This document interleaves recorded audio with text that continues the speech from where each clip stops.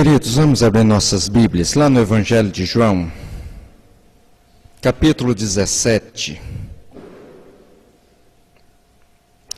Evangelho de João, capítulo 17. E nós queremos ler os versículos 13 a 17. Nós já lemos esse texto, mas nós queremos lê-lo novamente dentro da perspectiva daquilo que nós queremos meditar nessa noite. Nessa última segunda-feira, a nossa igreja comemorou os 154 anos da presença da nossa igreja no Brasil, com a chegada de Simonton, missionário americano que chegou ao Brasil como o primeiro missionário que teve como objetivo de criar uma igreja para os brasileiros.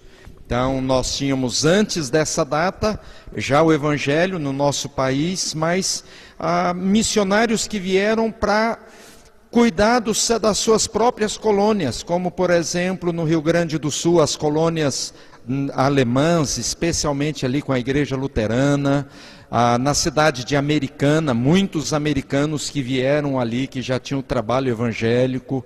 Porém, Simonton foi o primeiro missionário que veio com esse objetivo, de plantar no Brasil uma igreja para alcançar os brasileiros. E nessa última segunda-feira, dia 12 de agosto, nós comemoramos isso. E durante esse mês de agosto, nós resolvemos, os pastores aqui de Botucatu, tratarmos os mesmos assuntos, os mesmos temas durante todos os domingos desse mês de agosto. Uma igreja que tem responsabilidade de proclamar o Evangelho de Jesus, através da defesa do Evangelho, através da preservação da unidade, mas também através da busca de uma igreja que seja santa. Nós falamos sobre a santidade de Deus. E se nós existimos como igreja para adorarmos um Deus que é santo, nós também precisamos ser uma igreja santa. E esse texto, nós vamos perceber algumas coisas que Jesus diz. João 17, 13 até o 17. Diz assim: mas agora vou para junto de ti, e isto falo no mundo para que eles tenham o meu gozo completo em si mesmos. Eu lhes tenho dado a tua palavra, e o mundo os odiou, porque eles não são do mundo, como também eu não sou. Não peço que os tires do mundo, e sim que os guardes do mal. Eles não são do mundo, como também eu não sou. Santifica-os na verdade, a tua palavra é a verdade. Vamos orar mais uma vez? Ó Deus, no nome de Jesus, eu quero pedir que o Senhor fale ao nosso coração, que o Senhor me use, e que a palavra que sair da minha boca seja palavra de iluminação do teu Espírito Santo, e que mentes, corações, ouvidos sejam abertos, para que a gente possa compreender a riqueza do teu Evangelho. E nós, como igreja, possamos de fato buscar essa santidade que glorifica e que exalta o teu nome em Cristo Jesus. Amém, Senhor. Queridos, nessa semana, houve um pastor que foi entrevistado pelo Rafinha Bastos na Bandeirantes, pastor Cláudio Duarte. Pastor Cláudio Duarte, ele está se tornando muito conhecido na internet, porque ele tem postado alguns vídeos das suas pregações, falando especialmente a casais e a famílias, e ele é muito bem-humorado. E as suas pregações são cheias de histórias, cheias de piada, e isso tem feito imenso sucesso por aí, tanto é que ele tem participado aí desses programas de televisão em rede nacional. E eu ouvi a propaganda de que ele estaria nesse programa do Rafinha, e o Rafinha é um cara extremamente gozador. Uma pessoa que, sem dúvida alguma, quando eu fiquei sabendo, eu fiquei preocupado. Esse rapaz vai querer desmerecer o trabalho desse pastor. A entrevista em si foi boa, não teve nenhum problema quanto a isso. Pastor Cláudio Duarte se saiu muito bem nas suas respostas. Mas eu fiquei pensando sobre uma uma das perguntas que ele fez para o pastor. E a pergunta que ele fez, na verdade foram várias perguntas, para que o pastor respondesse: peca ou não peca? Então ele fazia alguma pergunta, e aí o pastor ia responder simplesmente se aquilo era pecado ou se aquilo não era pecado. Então ele fez perguntas, por exemplo, se pode masturbar, o pastor respondia lá. Se podia sair com outra, o casal não está bem, se o marido podia ter uma aventura aí até para tentar melhorar o relacionamento. E foi fazendo algumas perguntas provocativas, é claro, exigindo apenas essa resposta: peca ou não peca? E hoje nós queremos falar sobre santidade, sobre o ser santo. E quando nós falamos sobre santidade, sobre o ser santo, muitas vezes a primeira coisa que vem na nossa mente é aquela sensação de: puxa, hoje o pastor vai dar uma lista do que nós podemos fazer e daquilo que nós não podemos fazer, do certo e do errado. Dessas coisas são permitidas e estas coisas não são permitidas. Quando nós falamos de santidade da igreja, queridos, naturalmente há coisas que nós podemos e devemos fazer, há coisas que nós não podemos e nós não devemos fazer, mas falar sobre santidade da igreja é muito mais do que isso. E Jesus nos instrui em algumas coisas sobre essa questão de ser santo. Quais são elas? Algumas afirmações simples aqui. A primeira delas, a primeira afirmação que Jesus fala a respeito da santidade da igreja, final do versículo 12, é que a igreja não é perfeita. Que a igreja não é perfeita. No versículo 12, nós encontramos aqui a palavra de Jesus dizendo que quando ele estava no meio dos discípulos, Jesus guardou os seus discípulos e todos eles se mantiveram firmes, com exceção de um. Mas é interessante perceber que esse um que não se manteve firme, ele sempre foi contado como discípulo de Cristo Jesus. Queridos, uma coisa que me preocupa muito é aquela sensação de que quando nós falamos de santidade pessoal ou santidade da igreja, nós precisamos ser perfeitos. E se de repente eu não encaixo num determinado padrão, eu não sirvo para fazer parte desta igreja ou desta comunidade. Ora, é claro que a palavra de Deus nos desafia a sermos imitadores de Cristo Jesus, sermos parecidos com Ele. Temos as mesmas atitudes, as mesmas reações, as mesmas palavras, e isso nos leva a nos tornarmos pessoas cada vez mais santificadas. Porém, em nenhum momento na palavra de Deus, em nenhum lugar na palavra de Deus, espera que nós sejamos perfeitos.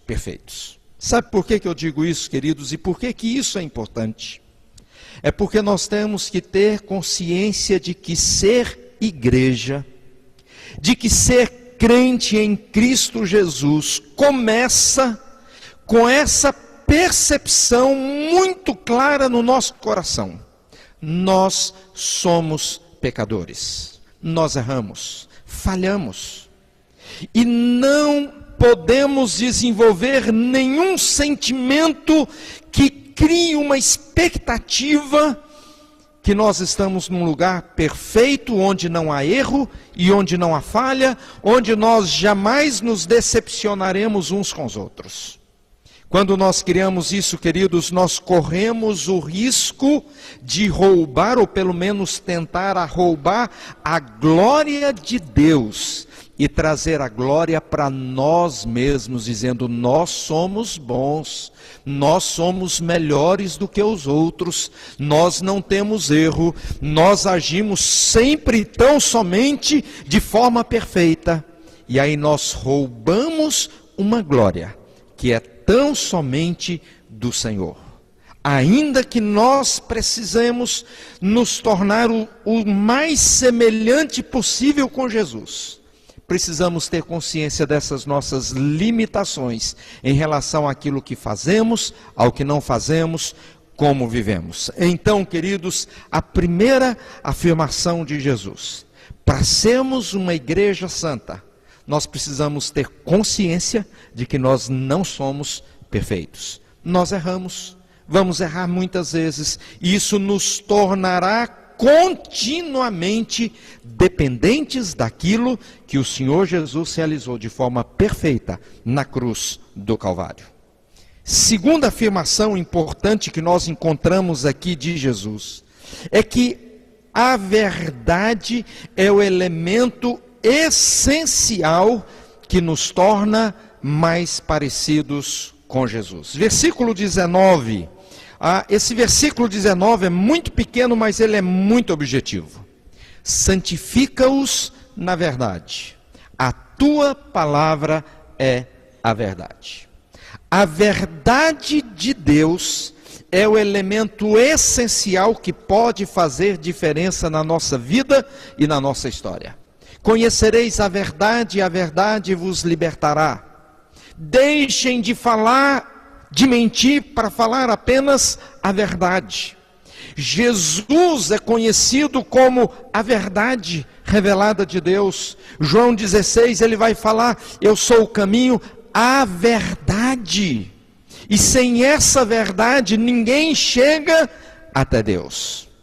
A verdade é essencial, é fundamental para sermos uma igreja que caminha segundo a vontade do Senhor. Queridos, nenhuma falta de verdade, nenhuma meia-verdade, nenhum outro compromisso com qualquer outra coisa senão a verdade de Deus nos tornará melhores. E isso é tão importante, porque quando nós nos comprometemos com Jesus, que é a verdade de Deus, quando nós nos comprometemos com a verdade das Escrituras Sagradas, a Bíblia, que é a verdade revelada de Deus, da vontade de Deus, e quando nós somos comprometidos com a verdade que sai da nossa boca, com a verdade que torna as nossas ações e os nossos atos coerentes, nós nos tornamos livres, nos tornamos transparentes, e como diz o próprio apóstolo Paulo, nós começamos a viver na luz, sem precisar viver na escuridão ou nas trevas, precisando esconder qualquer coisa. Precisamos, queridos, lembrar que essa verdade de Deus, seja referindo-se a Jesus Cristo, referindo-se à palavra de Deus, ou referindo-se a nós mesmos quando nós agimos de forma honesta, íntegra, com palavras e atitudes que refletem essa verdade, certamente nós nos tornamos comprometidos com aquele que é o Senhor da verdade e que é a própria manifestação, a própria encarnação da verdade, que é o Senhor Jesus Cristo. Uma das formas como o diabo é conhecido é como o pai da mentira. O pai da mentira. Se o diabo que se opõe a toda a obra de Deus é conhecido como o pai da mentira, nós que conhecemos e reconhecemos Jesus como a verdade de Deus, não podemos nos comprometer com qualquer coisa que não seja verdadeira, que não reflita a verdade de Deus. Mentir hoje, queridos, se tornou legal. Uma das coisas que mais me escandalizam é quando eu vejo nos noticiários que alguém, deixe-me dizer como que eu vou dizer aqui, mas buscou e recebeu a autorização judicial para não falar a verdade. E aí certamente nosso irmão Alfredo às vezes tem lidado com essas coisas.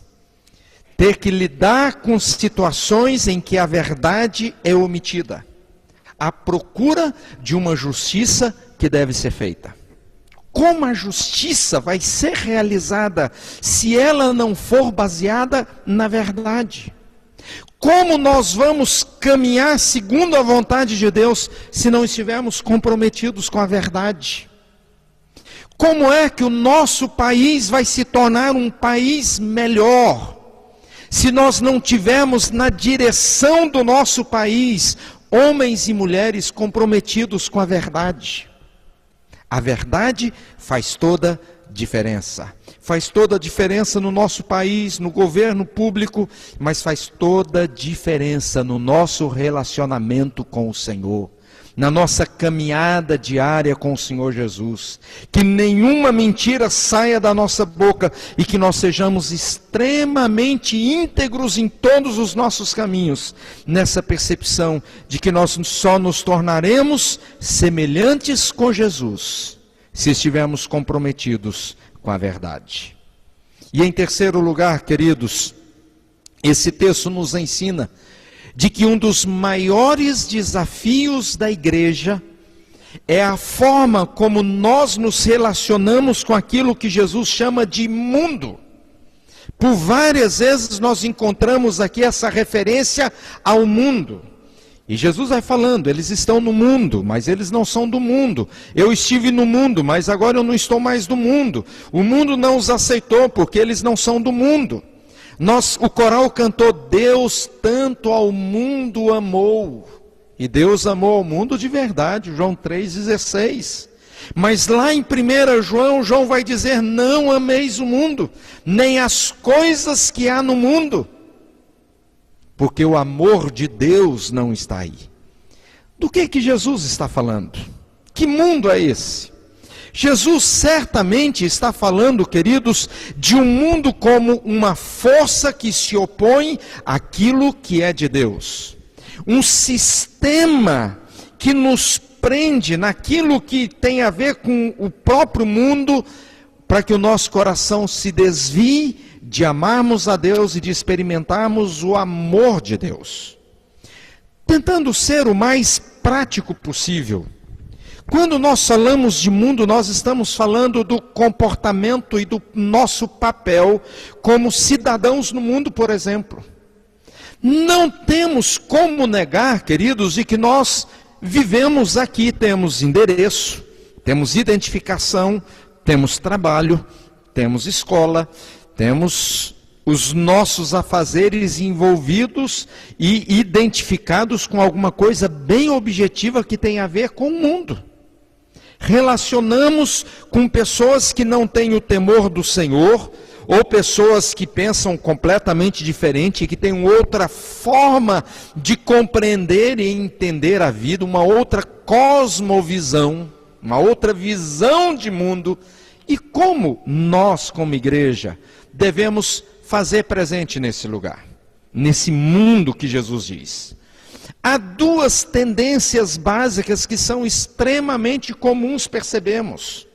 Uma tendência, e que nós vemos muitas vezes, alguns defendendo essa tendência, é a questão do afastamento.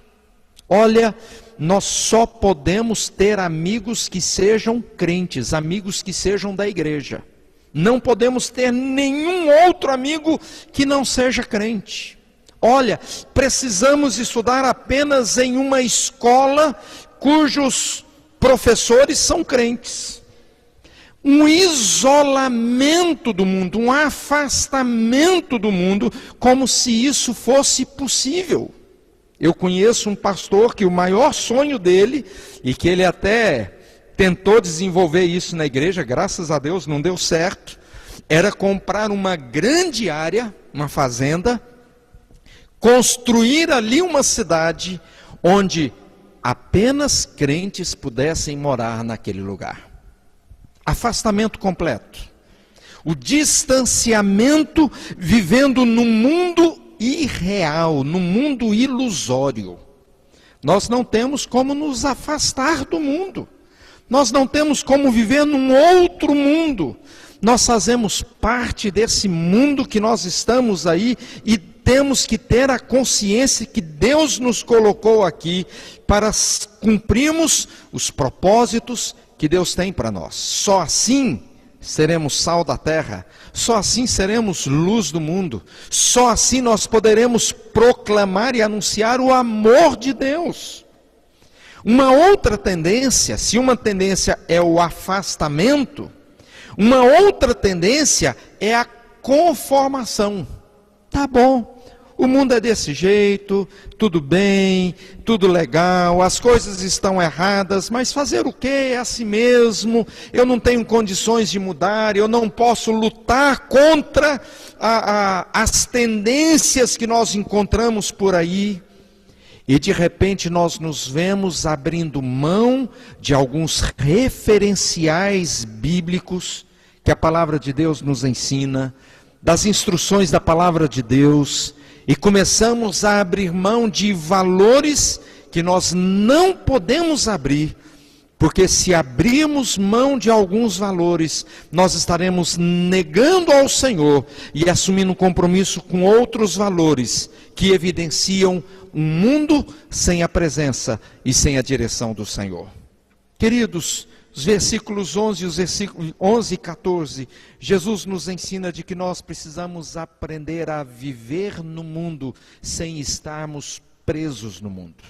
Isso significa que nós precisamos viver a nossa vida, o nosso dia a dia, em todos os nossos afazeres, em todos os nossos compromissos, mas fazendo diferença. Fazendo diferença. Fazemos a diferença não por sermos melhores ou sermos desse ou daquele jeito, mas fazemos a diferença por causa do nosso compromisso com Deus em todas as áreas da nossa vida. E aí, queridos, quando nós falamos de fazer a diferença, a minha palavra tem a ver com o fato de nós estarmos conscientes de que, como pai, eu preciso ser um pai que ensine, que eduque e que cuide dos meus filhos dentro de um padrão ensinado na palavra de Deus. As mães da mesma forma, os esposos, esposas, os filhos. No trabalho, trabalhamos com uma excelência tal que o nome do Senhor seja glorificado através do bom trabalho que nós fazemos, qualquer que seja o trabalho, qualquer que seja a profissão. Aqueles que estudarem nesta consciência de que lá na escola ou na faculdade, seja onde for, como estudante, como aluno, você precisa refletir essa santidade e a glória de Deus. Na hora do lazer, da nossa diversão, dos passeios, das viagens, seja o que for, dentro da igreja, fora da igreja, nas nossas festas, nos nossos encontros com quem quer que seja, nós precisamos refletir a glória e a santidade do Senhor. Não é vivermos ausentes, distantes, não é vivermos completamente separados, mas inseridos no mundo, fazermos toda diferença. E daí? Aí, queridos, nós temos uma recompensa. Temos uma promessa de Deus. Versículo 13, nós encontramos aqui essa promessa, para que agora vou para junto de ti, e isto falo no mundo, estando no meio dos discípulos, para que eles tenham o meu gozo completo em si mesmos. O que o Senhor Jesus está dizendo na sua oração? Pai, que a minha alegria seja plena neles, que o prazer deles seja completo naquilo que eles são, naquilo que eles vivem, onde eles estão. Ainda que no meio de dificuldades, que nós encontremos alegria no nosso serviço.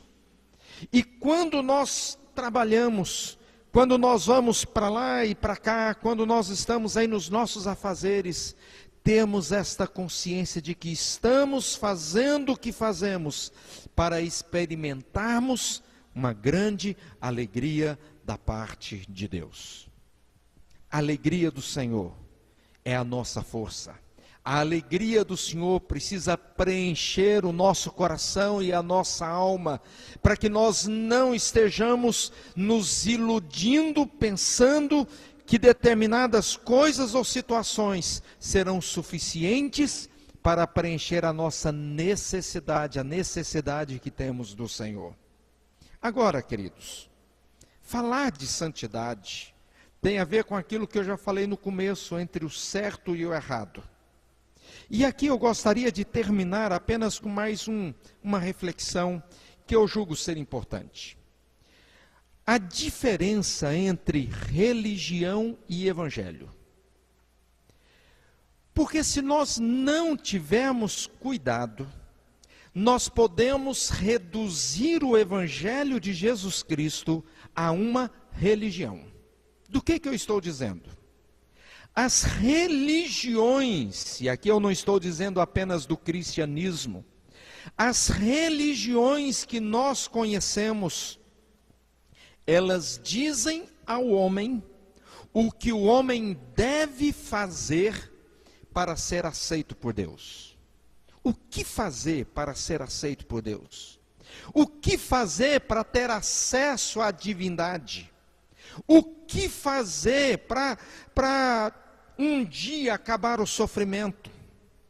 A religião tem essa perspectiva de oferecer ao homem uma possibilidade ou um caminho alternativo para poder encontrar paz com Deus, que é o que nós precisamos.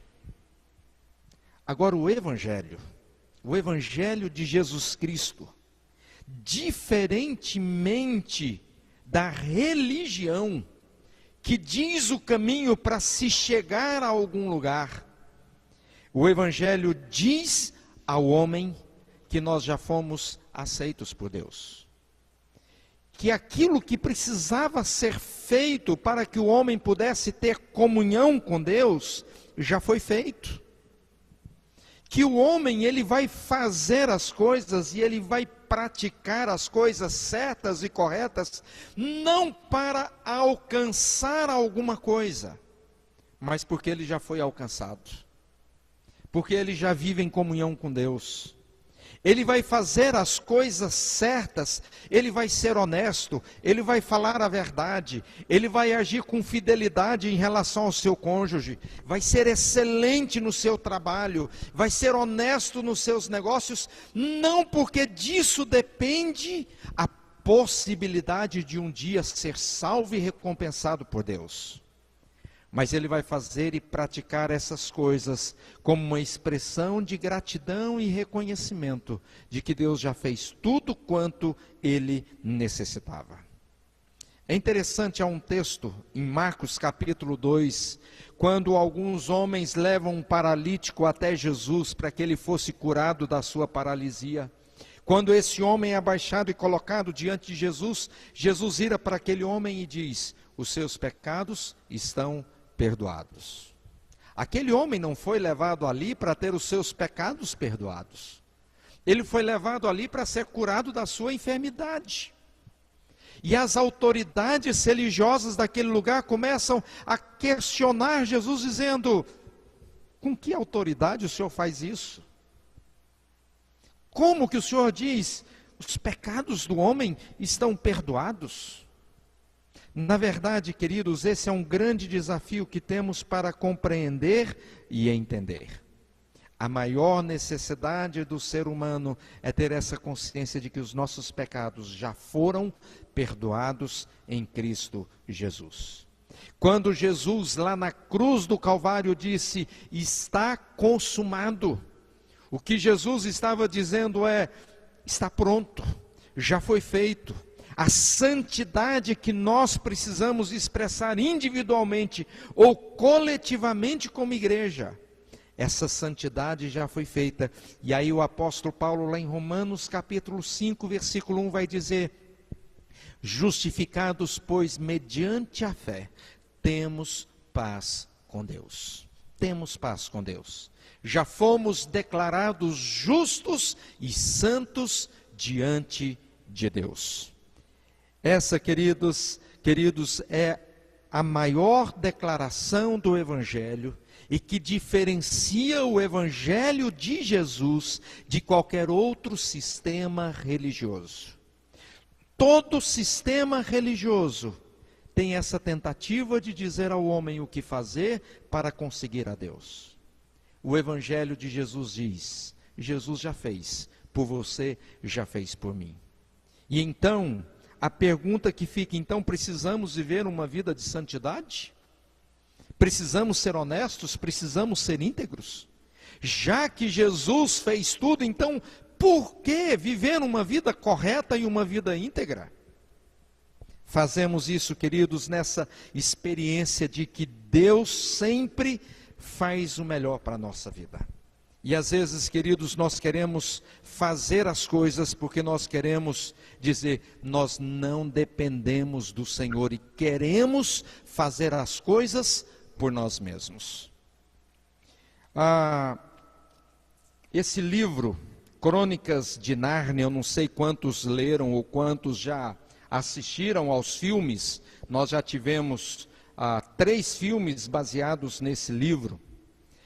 C.S. Lewis, que é conhecido como um dos maiores escritores da Europa, ele também é um dos maiores apologistas, defensores da fé nos tempos modernos. C.S. Lewis, ele era ateu, ele declarava não crer em Deus, e depois que ele se converteu, ele teve como um dos seus discipuladores Tolkien, que é bastante conhecido também por causa de alguns filmes que já foram lançados. E nesse livro ele faz uma grande parábola daquilo que Jesus fez por nós, e o fez de forma definitiva. Num dos seus livros aqui nas Crônicas de Nárnia, que foi inclusive o último filme que foi lançado, A Viagem do Peregrino da Alvorada, há um menino chamado Eustáquio, que é uma das pessoas chaves nesse filme. E Eustáquio, ele é extremamente difícil de relacionar, uma mente complicada. E num determinado momento nessa viagem, ele cai numa ilha cheia de tesouros. E quando ele vê ali um monte de tesouros, coroas de ouro, braceletes, pedras preciosas as mais diversas, ele se encanta por tudo aquilo, só que ele não sabia que aquela ilha era a Ilha do Dragão. Naturalmente que isso é uma ficção. Mas nessa ficção, Eustáquio, ele não sabia que aqueles que estavam presos ali por causa daqueles desejos que eram desejos de dragão, todos aqueles que ficavam ali, que desejavam aquelas coisas, se transformava também num dragão. E de repente, Eustáquio vira um dragão. E agora, o navio que chama Peregrino da Alvorada precisa zarpar daquele lugar, mas ele, como dragão, ele não cabia naquele navio. E ele seria deixado para trás, seria abandonado, nunca mais ele voltaria para sua casa e viveria para sempre naquela ilha do dragão. De repente, Aslan, o grande leão, que é a parábola de Jesus nessa história, nessas crônicas, aparece. Ele diz para Eustáquio que ele precisava tirar a sua roupa, que ele precisava de roupas novas. E ele entende então que o dragão era como as cobras, que ele ia tirando uma pele, e tirava aquela pele e certamente viria uma nova.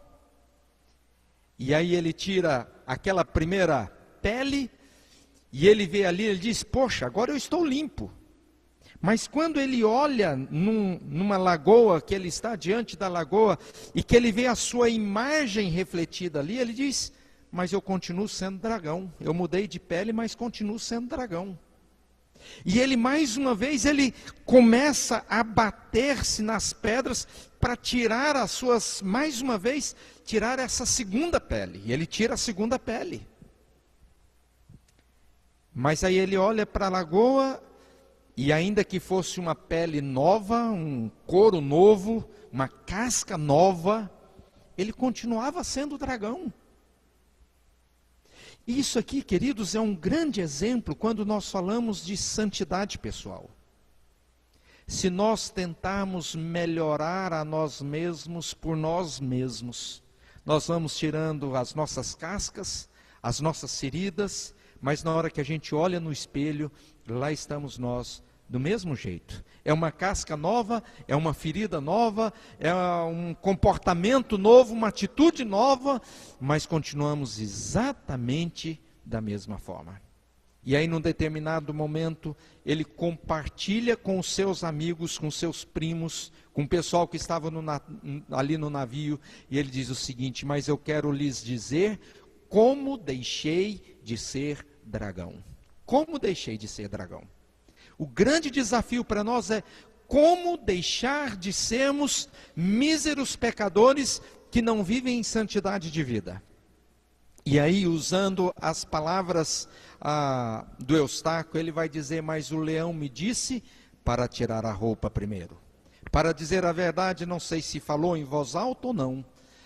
Ia responder que não tinha roupa quando me lembrei que os dragões são, de certo modo, parecidos com as serpentes, e essas largam a pele. Sem dúvida alguma, ele disse, é o que ele quer. Depois ele continua dizendo, num minuto ou dois fiquei sem pele. Estava lá no chão, mas olhei e a imagem era repugnante.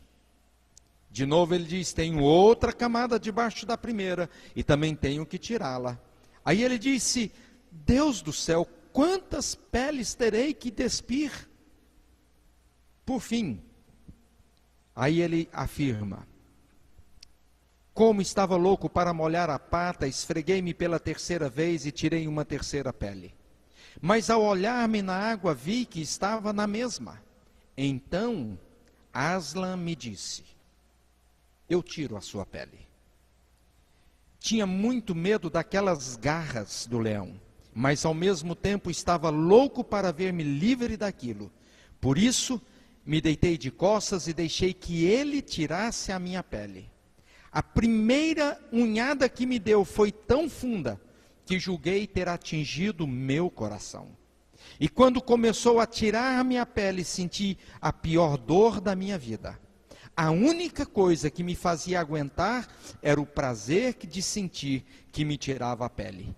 É como quem tira um espinho de um lugar dolorido, dói para valer, mas é bom ver o espinho sair. E aí depois ele vai dizendo as coisas, mas por fim ele diz, compreendi a razão disso tudo. Tinha voltado a ser gente. Tinha voltado a ser gente. Queridos, nós precisamos compreender que a santidade pessoal nós só alcançamos quando Jesus tira de nós essas camadas da nossa alma que nos fazem viver fora da vontade de Deus e nos leva para vivermos no centro da vontade do Senhor. E quando isso acontece, que nós focalizamos a nossa atenção em Jesus e não em nós mesmos, Deus faz uma grande obra na nossa vida e nós somos transformados, nós somos santificados e como igreja nós vivemos como sal da terra e como luz do mundo. Eu quero convidar a igreja para que nós cantemos, queria chamar o pessoal do louvor, um cântico que diz que nós somos convidados e desafiados a fazer com que a luz de Jesus brilhe onde nós vivemos. Queridos, Jesus só vai ser conhecido através de quem nós somos e através do que nós vivemos. As palavras são muitas, mas muito mais do que palavras, nós precisamos viver e expressar a nossa fé com as nossas atitudes, com as nossas ações, com o nosso comportamento, porque aí certamente a glória do Senhor vai reinar no nosso meio. Vamos ficar em pé para nós cantarmos.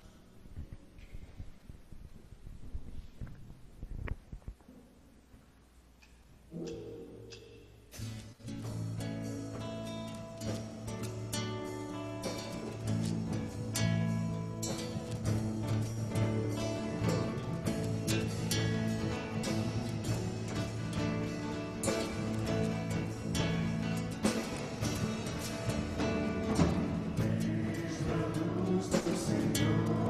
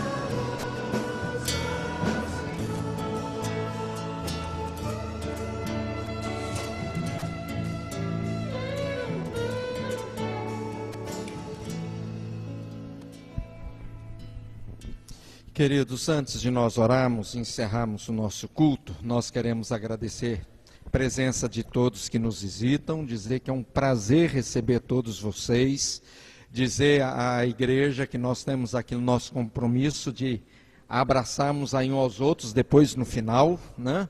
Especialmente aquele sorriso bonito que eu sei que você tem aí dando um abraço nos nossos visitantes. E ali na saída nós temos um cafezinho, suco, para que ninguém precise sair correndo, para depois poder chegar em casa tranquilo e em paz.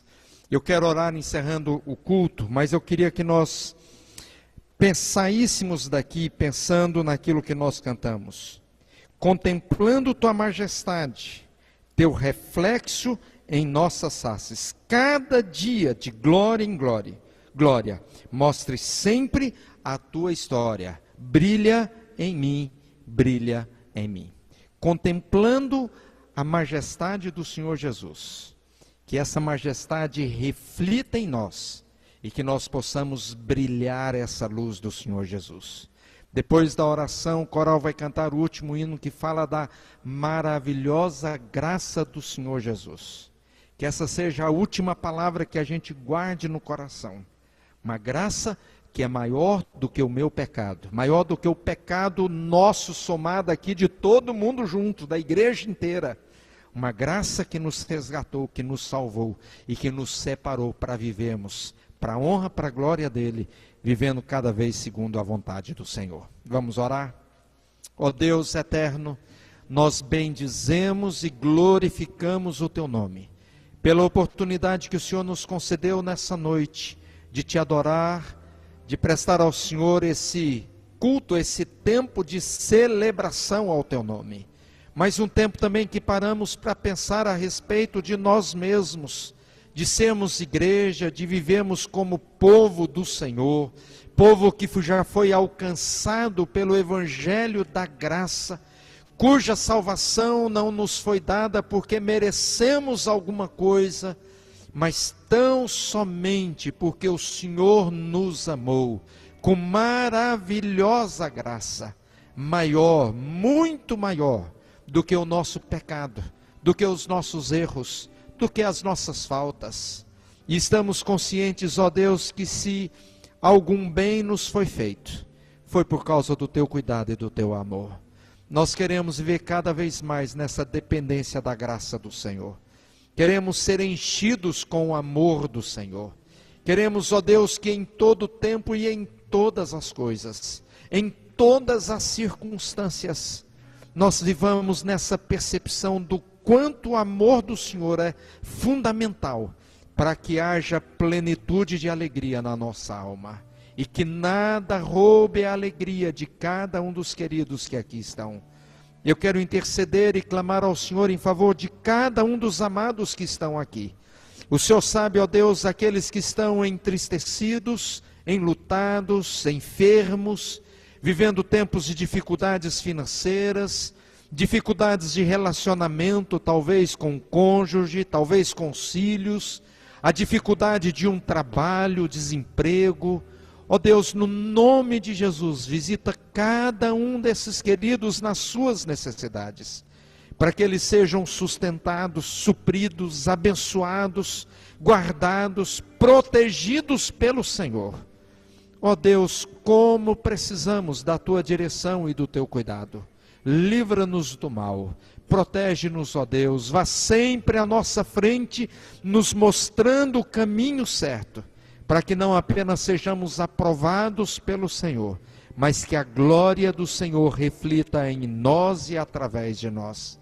Leva-nos na tua bênção e na tua paz, e que o amor de Deus, o nosso Pai, que a graça salvadora e redentora de Jesus Cristo, amado Filho de Deus, e que o consolo e a direção do Espírito Santo, a santidade, os dons do Espírito, repouse sobre todos nós, sobre todo o povo de Deus, hoje e para todo sempre. Amém. Podem se assentar, queridos, por favor.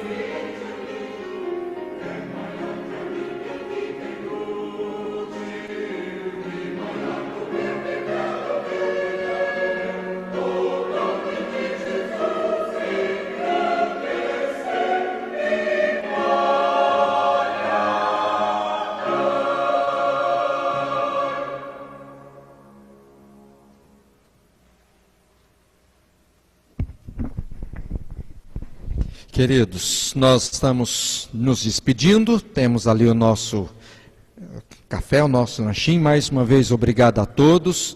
Estão me lembrando aqui de agradecer a Eliane, que levou o lanche lá para o pessoal do bazar, né? Que Deus possa dar uma semana abençoadíssima, cheia de bênção para cada um de vocês, no nome de Jesus. Vão em paz e saúdem uns aos outros em nome de Jesus.